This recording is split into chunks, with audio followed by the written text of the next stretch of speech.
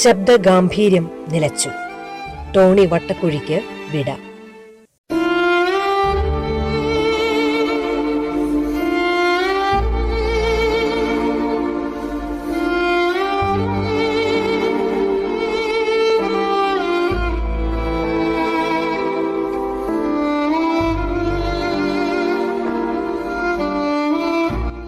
Mother Teresa അന്തരിച്ചപ്പോൾ സംസ്കാരകർമ്മം ആകാശവാണിക്കു വേണ്ടി ദൃക്സാക്ഷി വിവരണം നടത്തിയ ശബ്ദം ടോണി വട്ടക്കുഴിയുടേതായിരുന്നു.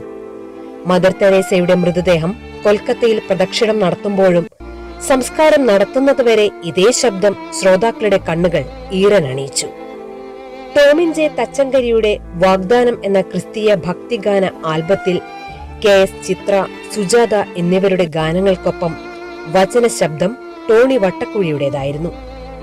തൃശൂർ പൂരം പ്രദർശന നഗരിയിൽ വർഷങ്ങളോളം മുഴങ്ങിയ ശബ്ദ ഗാംഭീര്യമായിരുന്നു ടോണി വട്ടക്കുഴിയുടേത്. ആകാശവാണിയിൽ ആയിരക്കണക്കിന് പരസ്യങ്ങൾക്കും നിരവധി ഡോക്യുമെന്ററികൾക്കുമായി 14 ഭാഷകളിൽ ശബ്ദം നൽകിയയാളാണ് ടോണി. വർഷങ്ങൾക്ക് മുൻപ് ആദ്യമായി നടത്തിയ അനൗൺസ്മെന്റ് കളക്ടർ നിരോധിച്ച അനുഭവവും ടോണിക്കുണ്ട്. വിശ്വഹിന്ദു മഹാസമ്മേളനം, യുവസംഗമം, 10 വാഹനങ്ങളിൽ ഘനഗംഭീരമായ ശബ്ദം നഗരത്തിൽ മുഴങ്ങിയപ്പോൾ ശബ്ദത്തിന്റെ കാഠിന്യം കൊണ്ട് ജില്ലാ ഭരണകൂടം ഇടപെടേണ്ടി വന്നു. അനൗൺസ്മെന്റ് കളക്ടർ തടഞ്ഞു. പക്ഷേ 4-ാം ദിവസം മദിരാശിയിൽ പരസ്യ ചിത്രത്തിന് ശബ്ദം നൽകാൻ ക്ഷണമെത്തി.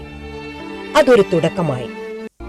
നിരവധി സിനിമകളിലും പരസ്യങ്ങളിലും ശബ്ദം നൽകിയ ടോണി അവസാനമായി പൃഥ്വിരാജിന്റെ ഊഴം എന്ന സിനിമയിൽ പ്രധാന വില്ലനായ JPക്കും KGF 2-ൽ CBI ഡയറക്ടർ രാഘവനും ശബ്ദം നൽകിയത് ടോണിയായിരുന്നു.